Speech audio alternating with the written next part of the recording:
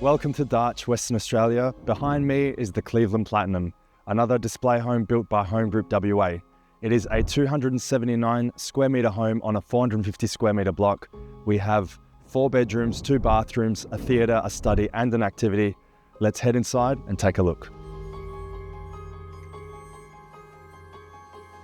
Hi guys, welcome to another walkthrough video. My name's Duru. I'm a building consultant working for Home Group WA. The reason we're making these walkthrough videos is to help guide you. With so many floor plans and display homes out there, it can be harder to digest, it can be overwhelming. So sit back, relax and enjoy the video. Let's head outside and start from the front facade.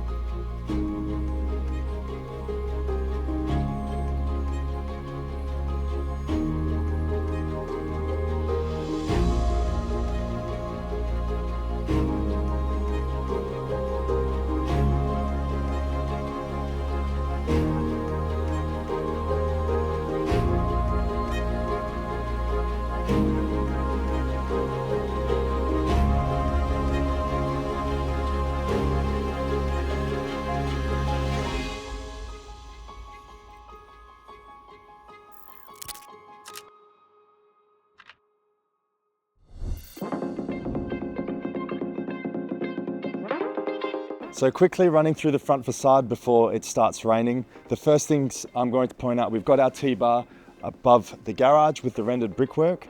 We have a really high raised front eave, super high. We've got our 3 steel posts supporting the T-bar that sits in front of the front room there. We've got a corner window.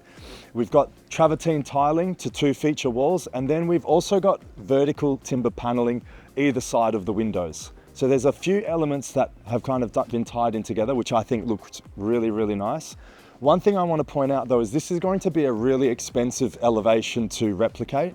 But if you're wanting to do something similar, my suggestion would be to get rid of the 3 steel posts and this supporting structure next to it and bring the eaves back so that it's sitting in front of the home.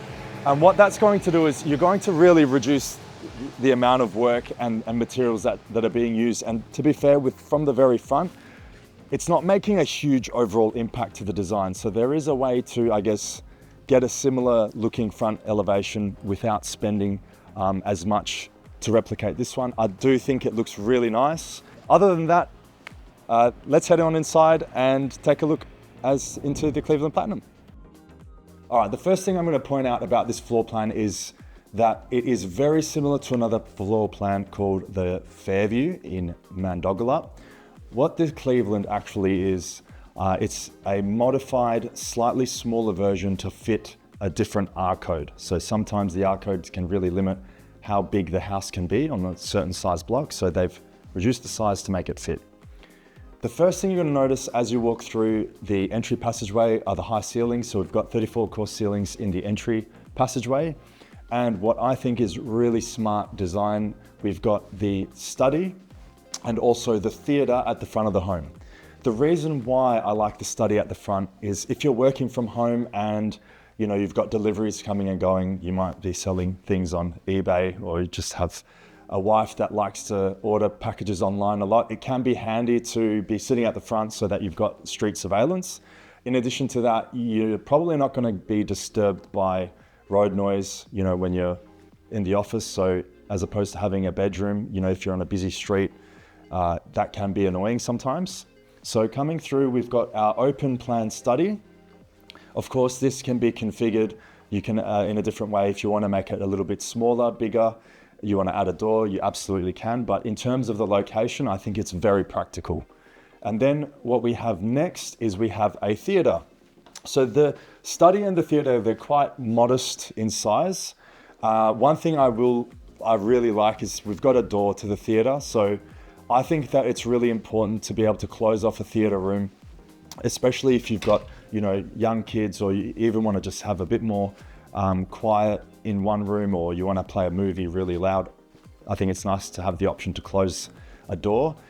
In this theatre room, we've only just got a single bulkhead across the top. We don't have anything else going on, so it's really simple, very, very easy to replicate. And again, having the theatre at the front of the home, I think is a really good location because, you know, if you're in here watching a movie or you've got kids and using it as an activity area, you're not really going to be too bothered about having any road noise. So yeah, I think it's really functional having these two rooms at the front. And that's pretty much it. So we'll head on through to the next room, which is the master bedroom.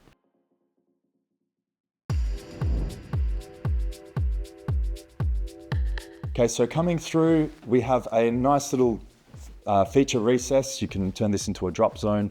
So it's just that we've got a bulkhead at 28, no plinth, and then you can add this shelving afterwards yourself. And there's some timber work on the back, but a very nice simple recess. And of course, we've got double leaf nib walls on either side, which I think looks great.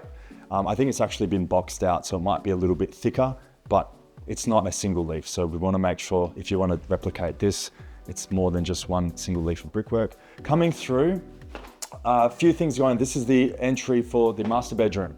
So we have the bedroom entry door recessed, I'm gonna say by a meter, okay? Which I really like a recessed entry door because it makes it a little bit more private as you're walking past. You know, your door's not so visible. We've also got a drop ceiling with a light trough if you wanna have a look up there. Again, this is really going into a lot of extra detail, a lot of extra cost. It does look really nice. You probably wouldn't even notice it, you know, if you don't look up, but it is there. So coming through into the master bedroom, we have our ensuite on the right-hand side, and then we have the bed on the left with the walk-in robe over here. So we've got basically an open style U-shaped walk-in robe, and we've got our kind of open plan ensuite there with plenty of feature openings. If you've seen any of my videos, you probably know what I want to say next about having the ensuite configured this way, but we'll get into that in a second. In the master bedroom itself, we've got a recessed ceiling up to 34, which I think is quite popular. I mean, personally, I'm not a huge fan of recessed ceilings, but it does come up a lot. I do get a lot of requests to potentially add them in. But I feel like, you know, with the money that's going to be spent there, you can do so many other things. So yeah, personally, I wouldn't go for that if I was building, but it is a popular request. We do have a bulkhead sitting over the top of the bed. So this is a really good example of something I speak about a lot, and that's hanging pendant lights either side of the bed. And then you're going to have a switch either side of the bed to be able to, you know, turn your own light on and off. I think this is beautiful. It's really simple, it's cost effective, it's smart, and I'm a big fan of this kind of configuration, especially if you're building a home where the master bedroom has basically one spot where the bed can go, all right? In some bedrooms, you'll have multiple options with where the bed is actually going to be situated. But in this room, it's evident that this is where it's going to go. So you know you can put the bulkhead there and you're pretty safe for future proofing. The robe, so this is the Delevator robe fit out. Again, if you're doing an IKEA PAX system, you need to make sure that these walls are at least 600 millimeters deep. And the reason for that is the IKEA PAX system in WA, they only come in a configuration where they are 580 millimeters in depth. But on your floor plans, you need to accommodate for gyprock going over the top. So the gyprock will be glued on top of the brickwork, which is going to be around 15 to 20 mil. So having at least 600 mil of brickwork is going to ensure that your IKEA PAX system isn't sticking out beyond that wall. So just something to keep in mind. With the open plan, you know, if you want to keep it like this, you absolutely can. If you want to put a door on it, we can do that. But yeah, this is the robe. It's quite small. And then coming over to this side, we've got the ensuite. So it's very open. There's no way of closing it off. Even if there was a door, we've got feature openings, but it is a display home. So at the end of the day, they've trying to showcase what they can do as a builder. But in terms of functionality, imagine if you're sleeping there and the lights come on in here, it's not going to be too pleasant for whoever's trying to sleep. We've got a freestanding bath on this side. We've got our Delevator luxury double vanity here. And then we've got our WC and shower. So we've got these glazed doors, which these are actually really expensive. So I wouldn't recommend adding these on, because again, with those funds, we could spend it somewhere else. I like how the shower has been configured though. So we've got 2 shower heads. It's a decent sized shower, but we haven't gone over an excessive. We've got both of our mixer taps where we can turn the showers on and off without getting into the shower, but they're not so far away from the shower heads where you're basically stepping away from the water to turn the tap on or off or change the temperature. So really, really functional layout for the shower. Something to keep in mind with this configuration, so with so many elements in one room, we really want to make sure that we've got decent light coming into the ensuite, which we've been able to achieve that. So behind the freestanding bath, we've got our full-size window there. Other than that, there's nothing crazy going on. And one thing I will point out is a lot of the ledge walls that I talk about in many of the other homes, they're non-existent here. And the reason for that is because we are so limited on space. So you can see we've got a feature wall with different type of tiling, and then the rest of the tiles are all white, which I think works well. I mean, personally, I don't really like this color, but it doesn't really matter. You can pick any color you like. But one thing to keep in mind, if you are going to go for a feature wall, try to keep the other walls white, because if you go for a darker color, sometimes it can make the room feel quite closed in. So if you're going to go for a gray, try to pick a lighter gray. I've seen some en-suites where the customers picked a dark tile and it just feels really, closed in. But yeah, other than that, nothing else going on. Really simple. If it were me and I was actually going to build this design, what I would do is I'd get rid of these feature openings and I would just simply add a door to the ensuite area here. Just a single standard hinge door. Other than that, it works quite well.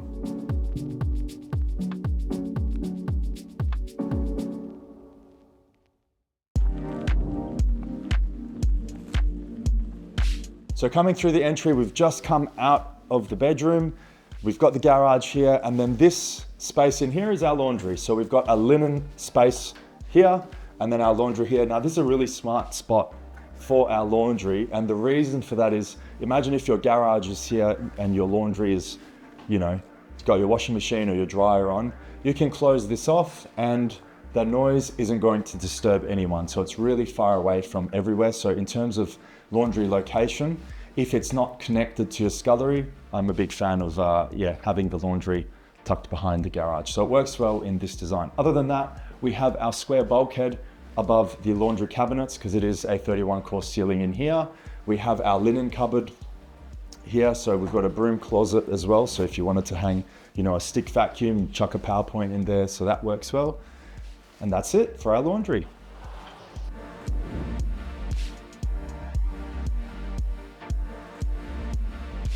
So we've covered the front of the home. We had our study, theatre, bed 1, and our laundry. We're coming through the main passageway and we are met with our kitchen, family and dining and scullery. So it is a really beautiful setup. It feels quite cozy and it's a little bit different to the Manhattan where you'll notice that we've got our sliding door and glass on this side. However, behind you where Maddie's standing right now, it's all bricked up. And the reason for that is we have a minor bedroom on this side. So we can't have glass here because our minor bedroom is configured there. In the Manhattan, we don't have that issue. It's a personal preference. With the TV here, it makes sense that you're not having too much light spill into the room. This is a bit more of a kind of cozy feel. We have a recessed ceiling again here, and that's going up from 34 to 37. So it is quite high. I think there are a lot of people that like this feature, but me personally, I wouldn't really go for it. But it's completely up to you. I guess that's why you're building a home. Above the kitchen, we have our drop ceiling at 31 course and the light trough. And we've got our bulkhead above the cabinetry at 28. This is the Della Vita luxury kitchen in the straight configuration. And what they've done is they've actually put the scullery tucked behind this wall here. So if you come on through, we've got the luxury scullery sitting here. So if you're gonna hide away your coffee machine, And put your dishes here, really, really handy. And then we've got this custom cabinetry here to get rid of this gap. Because these cabinets are pre-constructed, you'll always have to configure it with a gap on one side. And the way that they've, I guess, gotten rid of the gap there is you can either have an additional fridge recess, or you can install some cabinetry like they've done there as well. And behind you, I know Maddie's trying to get away from the window, but there is a nice fixed panel feature window that lets in plenty of light into the scullery, which I really like.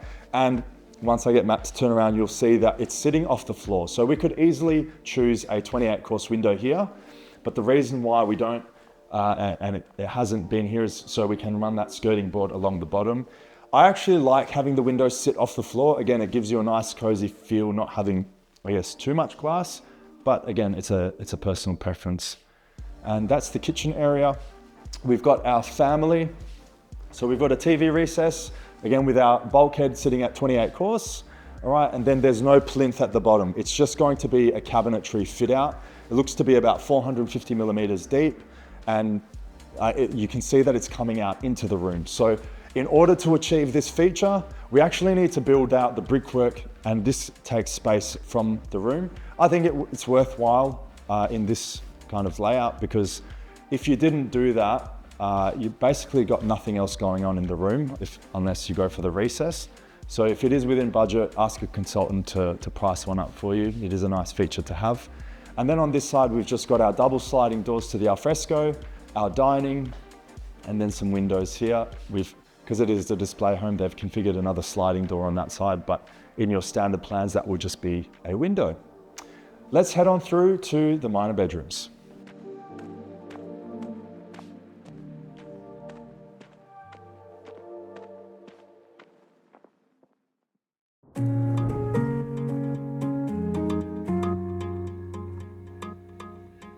Coming through the minor passageway, we have the first minor bedroom behind me, WC and bathroom. So the first minor bedroom, you'll see here, they're all roughly just under 4 by 3 meters. So decent size rooms. We've got our robe as well. And that's pretty much it. Nice bit of wallpaper. The ceilings here are all 31. Our doors are 28. And that makes up our bedroom. All the beds are doubles as well, just for reference. Coming through, we've got a WC and our bathroom.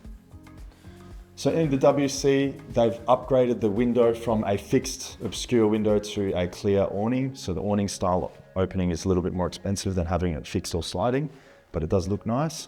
And then coming through the bathroom, very standard configuration. The major upgrades are the floor tiles. They've gone up from 300 to 600. We've got the grate drain, fully frameless shower screen, and then we've got our full height tiling with the shadow line.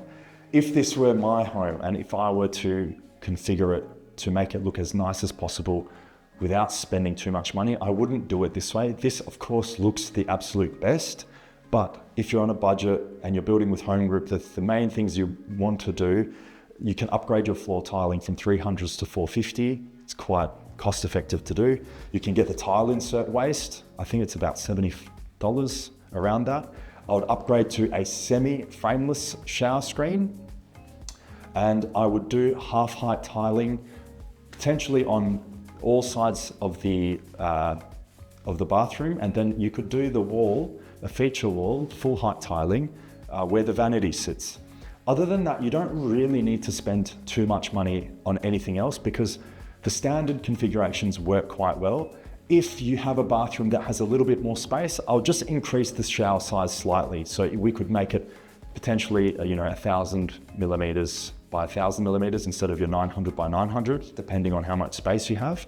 Other than that, it works quite well. Here, they've butted up the vanity. This is the luxury vanity, so it is an upgrade against the hob for the bathtub. If you're not in such a small space, what you can do as well instead is you can have a ledge wall built up on this side with glass above, and then have the vanity butting up against that. So it really just depends on your design that you're working with. Other than that, I think it works great, and not too much else to talk about this room other than the fact that I personally wouldn't pick shadow line for the corners simply because I know how much it costs, but it does look great. Okay, so here we have a kid zone or activity area. I think it works well in this space because we have a window that lets in plenty of light into this passageway. Again, it can be configured as a study. We can really utilize the space for so many things. If we wanted to make the bathroom bigger, we could make some of the minor bedrooms bigger, or simply keep it as it is. I think it's very, very functional and very flexible, versatile what we can do with the space. But yeah, it's just used as basically a little study nook, I suppose. And then we've got our 2 minor bedrooms on this side. So they're both, again, roughly 3 by 4 meters.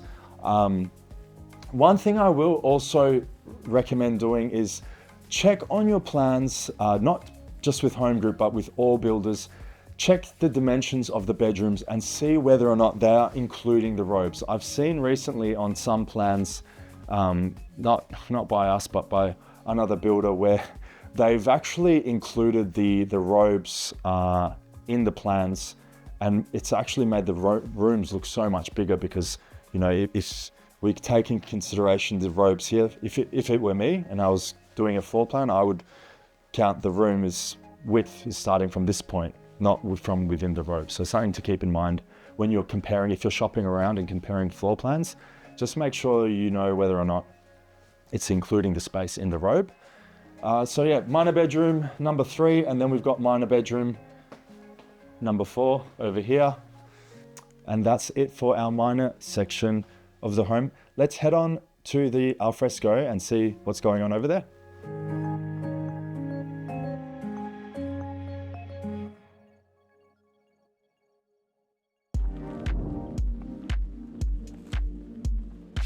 We're in the Alfresco. You can see that it's very neat and it looks quite nice. What makes it nice is the render. We've got T-bars running both sides of our Alfresco, and we've got a plasterboard ceiling sitting at 34 courses. So none of this is standard. So in your standard plans, you just get a flat HardieFlex ceiling in here. So to upgrade to this will be quite expensive. If you want to make it a little bit nicer, but you don't want to spend too much money on T-bars and render, the first thing I would upgrade to is a recessed plasterboard ceiling. The eaves will remain HardieFlex, but at least it'll give you a similar look. If you're not sure, you can just ask whoever you're working with to show you some pictures. There are many display homes with that configuration. Other than that, nothing too much else going on. The floor here is exposed aggregate. It's not your standard paving, so that's not included. And on this side, we've got double sliding doors. So we don't have really even enough space for a stacker.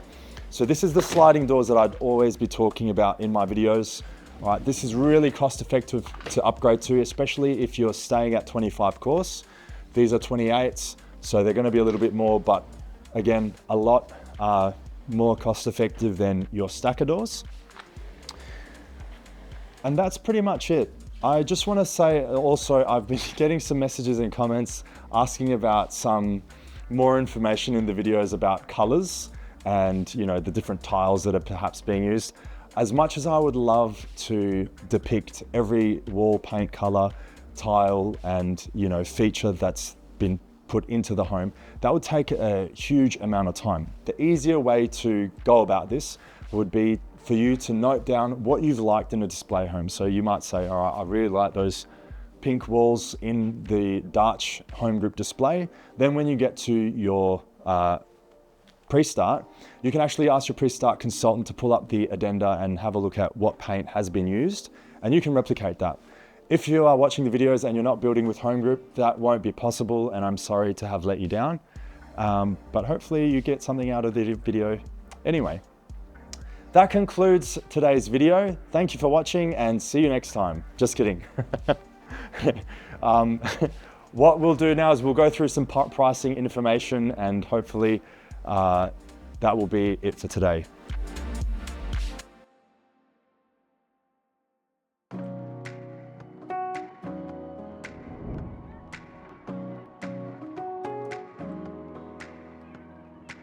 Before we get stuck into the pricing details for this home, I'm going to take you through my 3 least favorite and 3 favorite things in this home. Starting with my least favorite, they are the recessed ceilings in the family room and in the bed one.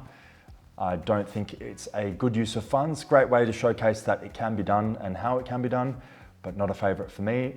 Number 2 is the wall paint. This is again a personal preference, but I don't really like the wall paint they've used in this home, say compared to the St. Andrews, where it's a bit more of a monochrome design, and it just looks absolutely amazing to me.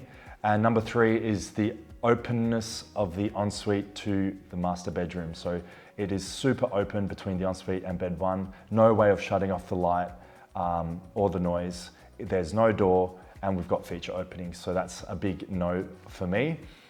On to my 3 favorite things. Number 1 is going to be the location of the study and the theater. Having those at the front of the home, I think, is really intelligent design, very functional.